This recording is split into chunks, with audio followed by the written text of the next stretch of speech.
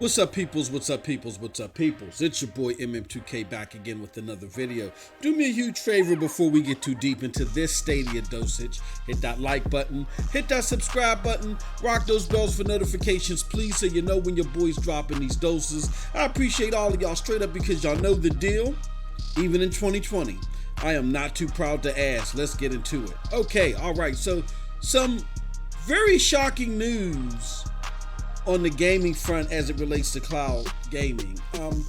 Very respectable outlet, which is Square Enix, developer of various games, you know what I'm saying? Notably the Final Fantasy franchise, right? On behalf of their president, you can see this letter right here up on the screen. On behalf of their president, and I don't want to butcher the name, but Yusuke Matsuda, I know I did, President and Representative Director of Square Enix Holdings Company Limited. He releases this astounding letter.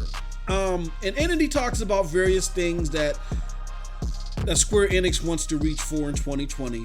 But more notably, he talks about mobile gaming and, more importantly, cloud gaming.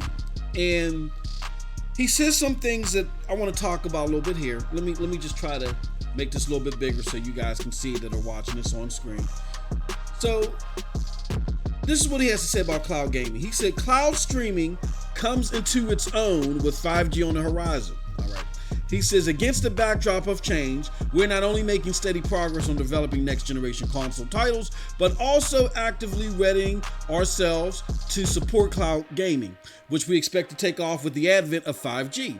The arrival of streaming as a new distribution platform will not only further accelerate the transformation from the traditional disc-based sales model to digital sales, but could also drive significant change in the business models themselves via the adoption of subscription models. For example, we are especially hopeful about the major potential cloud streaming services possess to expand markets in growing regions such as India and South America, where there has not been significant adoption of traditional game consoles. As telecommunications infrastructures improve, cloud streaming will directly provide customers in such markets with playing environments that eliminate the need for traditional consoles or PCs. From a game development perspective as well, we will strive to create gaming experiences only possible in the cloud, meaning developing cloud native or cloud centric games for cloud streaming to enjoy mass adoption. There will need to be innovation not only in terms of distribution, but also in terms of gaming experiences.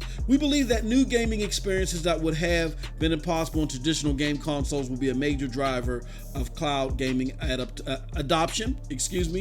Our efforts to develop cloud-native or cloud-centric titles are already underway, and we will strive to create new gaming experiences. We naturally face a mountain of challenges, including technological hurdles that must be overcome in issues with telecommunication costs. However, we have no doubt that cloud gaming will represent a major trend over the next 5 years as we enter the age of 5G. And that our strategies for flexibility, responding to that trend will be key. We intend to stay on top of new developments and leverage cloud gaming to drive new growth. Okay, so here's the thing. I want to talk about this in two parts because I get a lot of my friends and colleagues and stuff like that are big on dedicated hardware, that live and die solely off of dedicated hardware. Now, again, my favorite way to game right now because of the fidelity is PC. But as the days go by, I'm more and more enjoying my experience with Stadia because Stadia takes cloud gaming to a whole nother level. All right, so I want to talk about this in two parts real quick. First, I want to talk about this as far as it relates to cloud gaming outside of the continental US. In other regions where, again, as they speak about in this letter, that it may be a little bit more difficult for people to get their hands on traditional consoles.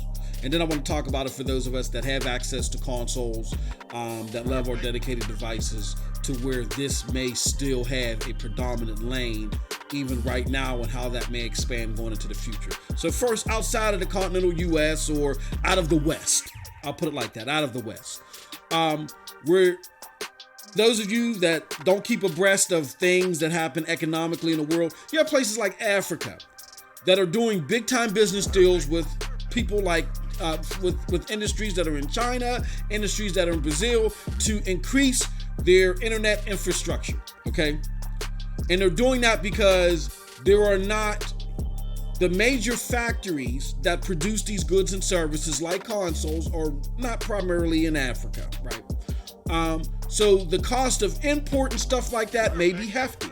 You have places like Trinidad. I did business for a short time trying to do just that. You know what I mean? Just to pull back a layer of the MM2K onion. I won't go into too much detail and gore you too much with it, but we were working with an initiative to get games, physical copies of games and stuff like that over to Trinidad. You know what I'm saying? Very cumbersome because of trade and imports and exports and transportation of these goods. It wasn't something that was sustainable for us at that time, okay? So when you do something like increasing the infrastructure and just have all this stuff go over the cloud, those of us that are outside of the West that can benefit from that and ain't got to worry about imports and exports and taxations and treaties and stuff like that, and just dealing with getting this from point A to point B via the internet and the advent of 5G, it's going to be crazy. And again, places like Africa, to where the shipment of these goods, you know what I'm saying, may be cost heavy because of transportation. You eliminate all that if they're working on their infrastructure with places like Brazil and China to bring 5G to places like that, okay? So keep that in mind, that the West doesn't control everything, especially when it comes to the absorption of technology, all right? So just something to research, some food for thought to get more in depth with knowledge-wise, all right? Secondly, for those of us that live and die off of the dedicated device experience, again, it's still number one for me. But here's the thing. Wealth in the West is depleting by day. I'm not trying to get political here. I'm just stating facts. It's depleting by day, particularly by the quote unquote middle class. That's why you see so much civil unrest in the middle class, why certain political figures are growing in popularity that normally would have shocked us even 15 years ago, okay? Because of the economic unrest here. We're trying to figure out what's going on here. The everyday working citizen feels like they're getting pilfered. So access to be able to just throw down $500-$600, especially now that you're having potential trade wars with China that can raise the cost of consoles potentially until everything's said and done in the future. When you have those dynamics, again, what's going to keep costs relevantly low for the person that feels like they're being pilfered every day for their dollar or their euro, whatever the case may be? Not having to pay $500-$600 for a console. So for a fraction of the price, either $130 if I want the best fidelity possible, or for $10 a month if I just want to, if I want to get part of the pro service, deals on what's available, you know what I'm saying? For a fraction of that price, I can get damn good fidelity via Google Stadia, for example. Okay, I ain't got to drop $500-$600. I ain't got to worry about the trade wars and stuff. I ain't got to worry about all that stuff, right? Because it's not a dedicated solution. So there is a lane here, you know what I'm saying?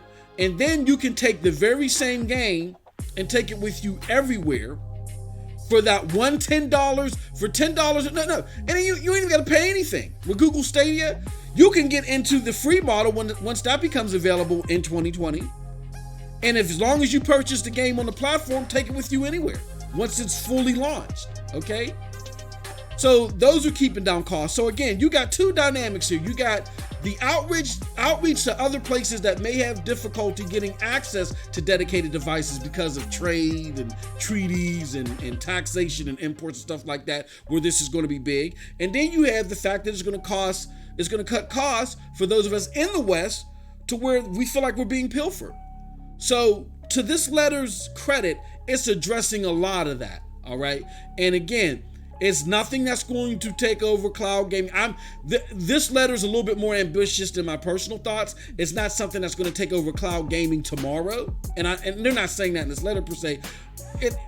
As long as there's a demand for dedicated devices, as long as there's you guys in the back going, don't get rid of my console, then there's going to be a market for it. So as long as there's a market, it's not going anywhere. You know what I'm saying? But I'm just saying that there is a pure cut lane for services like Stadia, as long as they bring what? The games. All right. So never say never. And with that being said, that's it from your boy MM2K. Let me know what you think about what I had to say in this interesting article in the comment section below, because like I always tell you, here's what I think. But if you like what I had to say, you can catch me in the corner every boulevard, baby. Check out the links below to follow me. Those links will lead you to Broadband Bullies, PNTS Network, Hard Knock Digital Culture, and of course here, the Stadia Dosage.